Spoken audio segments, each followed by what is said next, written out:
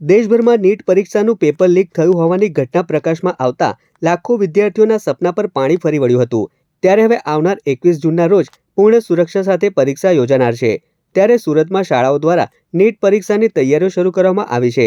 આ સાથે જ વિદ્યાર્થીઓનો ઉત્સાહ જળવાઈ રહે અને તેમનું મનોબળ ન તૂટે તે હેતુથી સુરતની પીપી સવાણી શાળા દ્વારા પરીક્ષા રદ થયાના બીજા દિવસથી જ ખાસ તૈયારીઓ શરૂ કરાવી દેવામાં આવી હતી। શાળામાં નીટના અસલી પ્રશ્નપત્રના માળખા મુજબ જ પરીક્ષાનું આયોજન કરવામાં આવ્યું હતું, જેમાં 300થી વધુ વિદ્યાર્થીઓએ એકસાથે પરીક્ષા આપી પોતાની ક્ષમતા ચકાસી હતી।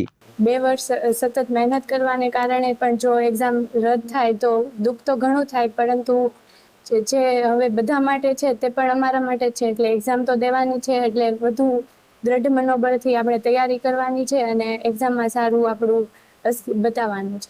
પણ હવે તો એક્ઝામ સરકારે કેન્સલ કરી દીધી, તો અમે જે 21 જૂન એક્ઝામ લેવાની છે તેમાં અમે પાછા મહેનત કરવા લાગી ગયા છે અને પીપી સવાણી સ્કૂલ પણ અમારી સાથે છે અને એમને ખૂબ જ સપોર્ટ કરે છે। આ એક્ઝામ આવશે એમાં તો એવું લાગે છે કે પેપર ટફ આવશે, એટલે તો પણ અમે અમારી રીતે પ્રિપેરેશન કરીને જે માર્ક્સ આવશે તેને અમે વિદ્યાર્થીઓ હવે જૂના જુસ્સા સાથે ફરીથી મેદાનમાં ઉતર્યા છે અને પરીક્ષા આપવા માટે મક્કમ દેખાઈ રહ્યા છે।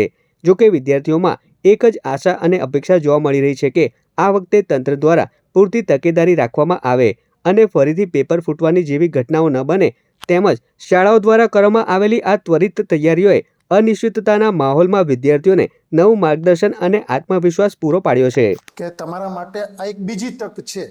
એક તક ગઈ, એનટીએ તમને બીજી તક આપી છે, બાઉન્સ બેક કરવાનો સમય છે। અમે બાળકોને પહેલાં તો મજબૂત રીતે રેડી કર્યા અને ત્યાર પછી આજથી હવે અમે 21 તારીખ સુધી સતત એક તો રેમેડિયલ ક્લાસ એટલે કે ફાસ્ટ રિવિઝન ક્લાસ, જે ઇમ્પોર્ટન્ટ ટોપિક છે બાળકોને ભણાવવામાં આવશે। ત્યારબાદ બાળકોની નીટ જેવી જ એક્ઝામો કન્ડક્ટ કરવામાં આવશે 720 માર્ક્સની, જે આજથી જ શરૂ થઈ ગઈ છે અને બાળકો ઘણા બધા બાળકો લગભગ 300 જેટલા બાળકો આજે આવી ગયા છે। અમુક બાળકો બહારગામ છે, એ લોકો ધીરે ધીરે આવી રહ્યા છે। શિક્ષકોને પણ જે વેકેશન મોડની અંદર હતા એ લોકોને પણ ફરીથી લાવવામાં આવ્યા છે। એ બાળકોને રેમેડિયલ ક્લાસ અને બાળકોને એક્ઝામ પછીનું ડિસ્કશન કરાવશે અને બાળકોને જરૂરી તમામ મદદ કરશે, ડાઉટ સોલ્વ કરશે અને પીપી સવાણી પરિવાર આ બાળકોની સાથે છે, ગુજરાતના તમામ બાળકોની સાથે છે। આવું ભુજ।